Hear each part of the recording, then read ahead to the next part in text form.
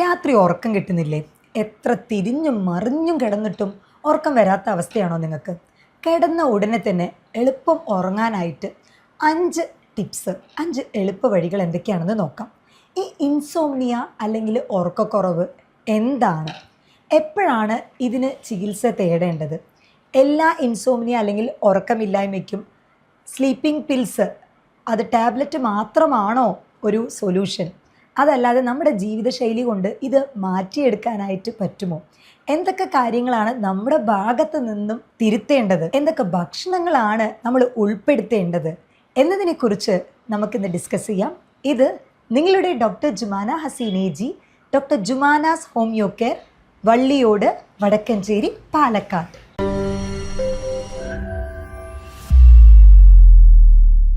ഉറക്കമില്ലായ്മ അല്ലെങ്കിൽ ഇൻസോംനിയ. ഉറക്കമില്ലായ്മ അല്ലെങ്കിൽ ഇൻസോംനിയ എന്ന് പറയുന്നത് നമ്മളത് ഡയഗ്നോസ് ചെയ്യണം എന്നുണ്ടെങ്കിൽ കുറഞ്ഞത് ഒരു 3 മാസമെങ്കിലും തുടർച്ചയായിട്ട് ഉറക്കത്തിൽ വരുന്ന പ്രശ്നം, അതായത് കിടന്നിട്ട് ഉറക്കം വരാത്തതും ഇൻസോംനിയ തന്നെയാണ്. അല്ലെങ്കിൽ ഇടയ്ക്കിടയ്ക്ക് ഉണരുക, നമ്മൾ ഉറങ്ങി എണീറ്റതിന് ശേഷവും നമുക്കൊരു ഉന്മേഷക്കുറവ്, ഒരു ഉഷാറില്ലാത്ത പോലെ, ഇതൊക്കെ ഉറക്കമില്ലായ്മയുടെ ലക്ഷണങ്ങൾ തന്നെയാണ്.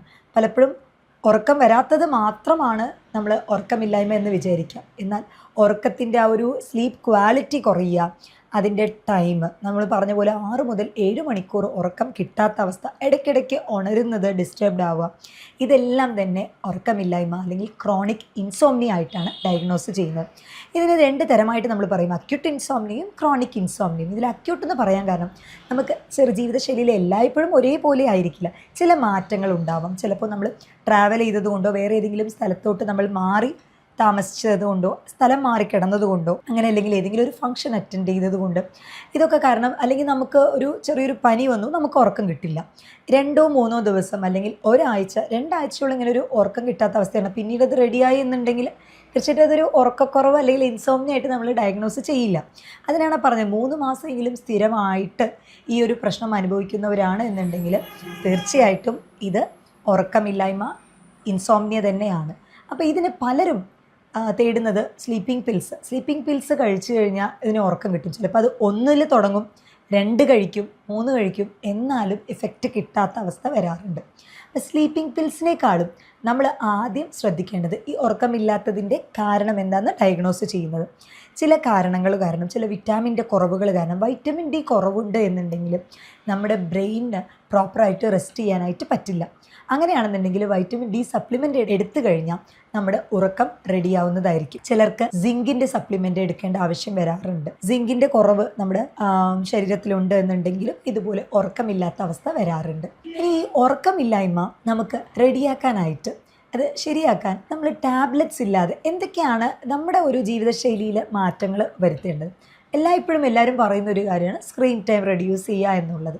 തീർച്ചയായിട്ടും നമ്മൾ കിടക്കുന്നതിന് 1 മണിക്കൂർ മുന്നേ ആ ഒരു സ്ക്രീൻ ടൈം അല്ലെങ്കിൽ ഫോണോ ലാപ്ടോപ്പോ അതിൻ്റെ ഉപയോഗം പരമാവധി ഒഴിവാക്കുക. കാരണം ഇതിൽ നിന്നും വരുന്ന റേഡിയേഷൻ അല്ലെങ്കിൽ ആ ഒരു ബ്ലൂ ലൈറ്റ് എന്ന് പറയുന്നത് നമ്മുടെ ശരീരത്തിൽ മെലാറ്റോണിൻ എന്ന് പറയുന്ന ഒരു ഹോർമോൺ ഉണ്ട്, സ്ലീപ്പ് ഹോർമോണാണ്. നമ്മുടെ ഉറക്കം നമുക്ക് കിട്ടാനായിട്ട് സഹായകരമാവുന്ന ഒരു ഹോർമോണാണ്. അപ്പോൾ ഇത് നമ്മുടെ ബോഡിയിൽ ഒരു ബയോളജിക്കൽ ക്ലോക്കായിട്ട് സെറ്റ് ചെയ്ത് വെച്ചിരിക്കുകയാണ്. ഇത് നമ്മുടെ ബോഡിയിൽ ചുരുക്കണമെന്നുണ്ടെങ്കിൽ ഇരുട്ടാവണം, രാത്രി ടൈമിൽ ഇരുണ്ട ഒരു പ്രകൃതം, ആ ഒരു ടൈമിലായിരിക്കും ഇത് സെക്രീറ്റ് ചെയ്യുന്നുണ്ടാവുക.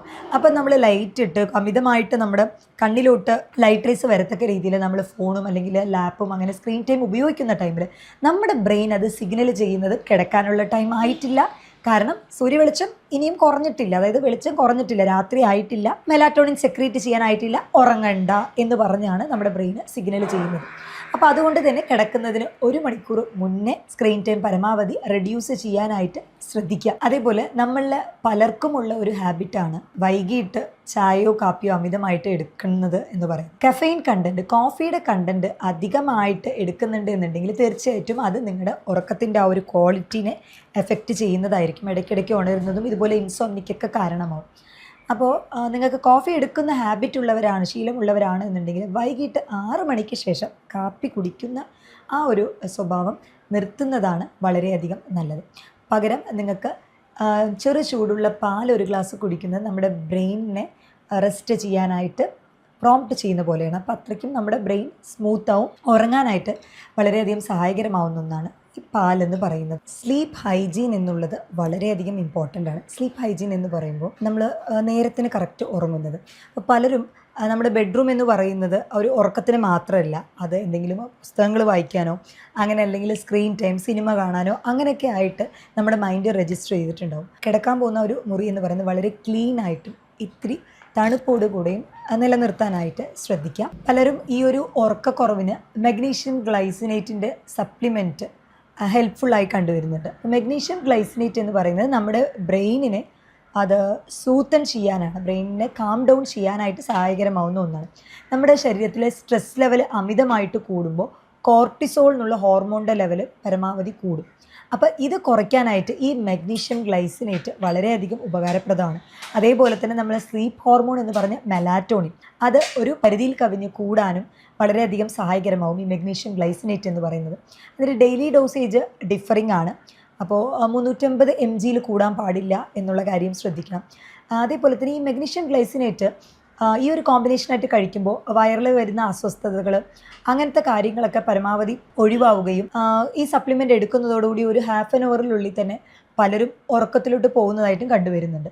ഈ മഗ്നീഷ്യം ഗ്ലൈസിനേറ്റ് നമ്മൾ സപ്ലിമെൻ്റായിട്ട് എടുക്കുന്നതാണ്, നമ്മൾ കൃത്രിമമായിട്ട് എടുക്കുന്ന ഒന്നാണ്. എന്നാൽ ഇത് നാച്ചുറലായിട്ട് ഫുഡ് സോഴ്സിൽ അവൈലബിൾ ആണോ എന്ന് ചോദിച്ചാൽ മഗ്നീഷ്യത്തിൻ്റെ ഫുഡ് അവൈലബിലിറ്റി കൂടുതലായിട്ടുള്ളത് നമ്മൾ വിത്തുകളിലാണ്. അതായത് പംകിൻ സീഡ്സ്, ചിയ സീഡ്സ്, ഇതിലൊക്കെ തന്നെ നമ്മൾ മഗ്നീഷ്യത്തിൻ്റെ കണ്ടൻറ്റ് വളരെയധികം കൂടുതലാണ്. അതേപോലെ ഈ ഒരു ഗ്ലൈസിനേറ്റ് എന്നുള്ള കണ്ടൻറ്റ് കൂടുതലായിട്ട് വരുന്നത് നമ്മൾ സൂപ്പുകളിലാണ് വരുന്നത്. അതായത് ബ്രോത്ത് സൂപ്സ് എന്ന് പറയും.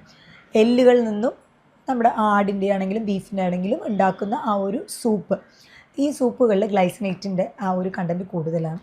അപ്പോൾ ഇത് രണ്ടും തന്നെ ഒരു പരിധി വരെ നിങ്ങളുടെ ഉറക്കം റെഗുലേറ്റ് ചെയ്യാനായിട്ട് സഹായിച്ചേക്കും. അതേപോലെ തന്നെ ഒരു സ്ലീപ്പ് ഷെഡ്യൂൾ, സ്ലീപ്പ് ഹൈജീൻ എന്ന് പറയുന്നത് ബെഡ്റൂം അത് ക്ലീൻ ആയിട്ട് ആ ഒരു അറ്റ്മോസ്ഫിയർ മെയിൻറ്റെയിൻ ചെയ്യാമെന്ന് മാത്രമല്ല, നമ്മൾ കറക്റ്റ് എന്നും ഒരു ടൈം മെയിൻറ്റെയിൻ ചെയ്യുക. അതായത് രാത്രി കിടക്കുന്നതും രാവിലെ ഉണരുന്നതും ഒരേ ടൈം എപ്പോഴും മെയിൻറ്റെയിൻ ചെയ്യാനായിട്ട് ശ്രദ്ധിക്കുക. ഇപ്പോൾ ലീവാണ് അല്ലെങ്കിൽ വെക്കേഷനാണ്, ആ ഒരു ടൈമിൽ കൂടുതൽ നേരം ഉറങ്ങാം, അല്ലെങ്കിൽ രാവിലെ ഉണർന്നതിന് ശേഷവും ബെഡിൽ തന്നെ കുറേ നേരം കിടക്കാം. അങ്ങനെയുള്ള ടൈമിൽ നമ്മുടെ ബ്രെയിൻ വന്ന് സിഗ്നൽ ഔട്ട് ചെയ്യും. അതായത് കിടക്കാൻ വേണ്ടി മാത്രമല്ല ബെഡ് എന്നുള്ളത് നമ്മുടെ ബ്രെയിൻ സിഗ്നൽ ഔട്ട് ചെയ്യും. അപ്പോൾ അതുകൊണ്ട് തന്നെ പരമാവധി ആ ഒരു ബെഡ്റൂം എന്ന് പറയുന്നത് നിങ്ങൾ ഇൻറ്റിമേറ്റ് ആയിട്ട് ഇരിക്കാനും അതേപോലെ തന്നെ ഉറങ്ങാനുള്ള ഒരു പ്ലേസ് ആയിട്ട് തന്നെ കണക്കാക്കാം. അങ്ങനെ അത് കണക്കാക്കുന്ന ടൈമിൽ തീർച്ചയായിട്ടും ഒരു സ്ലീപ്പ് ഹൈജീൻ മെയിൻറ്റെയിൻ ചെയ്യാനായിട്ട് പറ്റും. പിന്നെ പിൽസൊക്കെ എടുക്കുന്നതിന് മുന്നേ, അതായത് ഉറക്ക ഗുളികയൊക്കെ എടുക്കുന്നതിന് മുന്നേ നിങ്ങൾ ചെയ്യേണ്ട ചില കാര്യങ്ങൾ, ഇപ്പോൾ കഫെയിൻ, കോഫിയുടെ ഇൻടേക്ക് കുറയ്ക്കുക. അതേപോലെ ഉച്ചയ്ക്ക് ഉറങ്ങുന്ന ശീലമുള്ളവരാണ് എന്നുണ്ടെങ്കിൽ ഒരു 30 മിനിറ്റ് അതിൽ കൂടുതൽ നേരം ഉറങ്ങിപ്പോകരുത്. അങ്ങനെ ആവുന്ന ടൈമിൽ അത് രാത്രി ഉറക്കം കിട്ടാൻ ബുദ്ധിമുട്ടാവും. അതേപോലെ രാത്രി കഴിക്കുന്ന ഭക്ഷണം ഇത്തിരി ലഘുവായി കഴിക്കാനായിട്ട് ശ്രദ്ധിക്കാം. രാത്രി കിടക്കുന്നതിന് ഒരു 3 മണിക്കൂർ മുന്നേ തന്നെ ഒരു 6:30-7 ആ ഒരു ടൈമിൽ തന്നെ ഭക്ഷണം കഴിച്ചു നിർത്താനായിട്ട് ശ്രദ്ധിക്കുക. അപ്പോൾ അസിഡിറ്റിയോ അല്ലെങ്കിൽ പുളിച്ചു തേട്ടോ ഇങ്ങനത്തെ പ്രശ്നം ഉള്ളവർക്ക് തീർച്ചയായിട്ടും ഈ ഒരു മെത്തേഡ് വളരെയധികം സഹായകരമാവും. അത് കാരണം അവരുടെ ഉറക്കത്തിൻ്റെ ബുദ്ധിമുട്ട് അങ്ങനെ ഒന്നും ഇല്ലാതാക്കും. പിന്നെ സ്ട്രെസ്സും ആങ്സൈറ്റിയും, പരമാവധി ഈ സ്ട്രെസ്സും ആങ്സൈറ്റി കാരണം കോർട്ടിസോൾ ഹോർമോൺ ലെവൽ കൂടും. അപ്പോൾ അങ്ങനെയുള്ളവർക്ക് നമ്മൾ അശ്വഗന്ധ വളരെയധികം ഇഫക്റ്റീവാണ്. ആൻഡ് ഞാൻ നേരത്തെ പറഞ്ഞ പോലെ സപ്ലിമെൻറ്റ് മഗ്നീഷ്യം ഗ്ലൈസിനേറ്റും വളരെയധികം ഇഫക്റ്റീവാണ് ശരീരത്തിലെ കോർട്ടിസോൾ ലെവൽ കുറയ്ക്കുക എന്നുള്ളത്. അപ്പോൾ ഇതൊക്കെ നമ്മൾ മെഡിസിൻ അല്ലെങ്കിൽ സപ്ലിമെൻറ്റ്, അതല്ലാതെ നാച്ചുറലായിട്ട് തന്നെ നമ്മുടെ കോർട്ടിസോൾ ലെവൽ കുറയ്ക്കാൻ എന്താ ഒരു വഴി? ദിവസവും 30-40 മിനിറ്റ് നേരം നടക്കുക. ഈ നടത്തം എന്ന് പറയുന്നത് നമ്മുടെ ശരീരത്തിലെ സ്ട്രെസ് ഹോർമോൺ കോർട്ടിസോളിനെ കുറയ്ക്കാൻ വളരെയധികം സഹായകരമാവുന്ന ഒന്നാണ്. അതേപോലെ ഇപ്പോൾ ജിമ്മിനും വർക്കൗട്ട്സിനൊക്കെ പോകുന്നവരാണെന്നുണ്ടെങ്കിൽ പരമാവധി അത് രാവിലെ ആക്കാനായിട്ട് ശ്രദ്ധിക്കുക. കാരണം വൈകിട്ടുള്ള നേരം ജിമ്മ്, വർക്കൗട്ട്സ് അല്ലെങ്കിൽ ചെസ്സ്, എന്തെങ്കിലും മൈൻഡ് ഗെയിംസ്, അങ്ങനെ ഉറങ്ങുന്നതിന് കുറച്ച് നേരം മുന്നേ ഇങ്ങനെ ഒരുപാട് മൈൻഡ് ആക്റ്റീവായിട്ട് ഇരിക്കുന്ന ടൈമിൽ പിന്നീട് അത് റെസ്റ്റ് പീരീഡിലോട്ട് അല്ലെങ്കിൽ ആ ഉറക്കത്തിലോട്ട് പോകാൻ ഭയങ്കര ബുദ്ധിമുട്ടുണ്ടാവും. അപ്പോൾ പിൽസൊക്കെ എടുക്കുന്നതിന് മുന്നേ നിങ്ങൾ നാച്ചുറൽ റെമഡീസ് ട്രൈ ചെയ്യുക. അതിലും ഹെൽപ്ഫുള്ളായിട്ടുള്ള ഒന്നാണ് CBTI എന്ന് പറയുന്നത്, കൊഗ്നിറ്റീവ് ബിഹേവിയറൽ തെറാപ്പി ഇൻസോംനിയ. ഒരു 4-8 സെഷൻസ് എടുത്തു കഴിയുമ്പോൾ തന്നെ നല്ല റിസൾട്ട് കിട്ടാറുണ്ട്. മെഡിസിൻസിൻ്റെ സഹായമൊന്നും ഇല്ലാതെ തന്നെ അവർക്ക് സ്വയം ഉറങ്ങാനായിട്ട് സാധിച്ചിട്ടുമുണ്ട്. അപ്പോൾ ഈ CBT ഇൻസോംനിയ എന്ന് പറയുന്നത് ഇതിൽ മെയിൻലി നമ്മൾ ഫോക്കസ് ചെയ്യുന്നത് ഉറങ്ങാനുള്ള സ്ഥലം, ബെഡ്റൂം എന്ന് പറയുന്നത് അത് ഉറക്കത്തിന് മാത്രമുള്ളത്. അപ്പോൾ നിങ്ങൾ കിടന്ന് നോക്കുക, നിങ്ങളൊരു 20 മിനിറ്റ്സ് നോക്കുക. ഉറക്കം വന്നില്ല എന്നുണ്ടെങ്കിൽ എണീക്കുക, ആ പ്ലേസിൽ നിന്ന് മാറുക. എന്നിട്ട് നിങ്ങൾ എയ്തർ നിങ്ങൾക്ക് ബുക്ക് റീഡ് ചെയ്യണം എന്നുണ്ടെങ്കിൽ ബുക്ക് വായിക്കണം എന്നുണ്ടെങ്കിൽ ബുക്ക് വായിക്കാം. അതുമല്ല എന്നുണ്ടെങ്കിൽ എന്തെങ്കിലും എഴുതാനായിട്ട് ശ്രദ്ധിക്കുക. ഇന്നത്തെ നടന്ന കാര്യങ്ങളോ അങ്ങനെ ഗ്രാറ്റിറ്റ്യൂഡ് മെസ്സേജോ അങ്ങനെയൊക്കെ ആയിട്ട് നിങ്ങൾക്ക് എഴുതാനായിട്ട് ശ്രദ്ധിക്കാം. വായനയും അതേപോലെ എഴുത്തും ഇത് രണ്ടും തന്നെ ബ്രെയിൻ ഒന്നുകൂടി സൂത്തനിങ് ചെയ്യും, അതും ഉറക്കം വരാൻ സഹായകരമാവും. അപ്പോൾ 20 മിനിറ്റിൽ കൂടുതൽ ഉറക്കം കിട്ടിയില്ല എന്നുണ്ടെങ്കിൽ ആ പ്ലേസിൽ നിന്ന് മാറുക എന്നുള്ളത് ഒരു മെയിൻ ഇമ്പോർട്ടൻ്റ് ആയിട്ട് ശ്രദ്ധിക്കേണ്ട കാര്യമാണ്. അപ്പോൾ ഇങ്ങനെ ചില ടിപ്പുകളൊക്കെ വെച്ചിട്ടാണ് നമ്മൾ ഈ CBT അല്ലെങ്കിൽ കോഗ്നിറ്റീവ് ബിഹേവിയറൽ തെറാപ്പി ഇൻസോംനിയ ചെയ്യുന്നത്.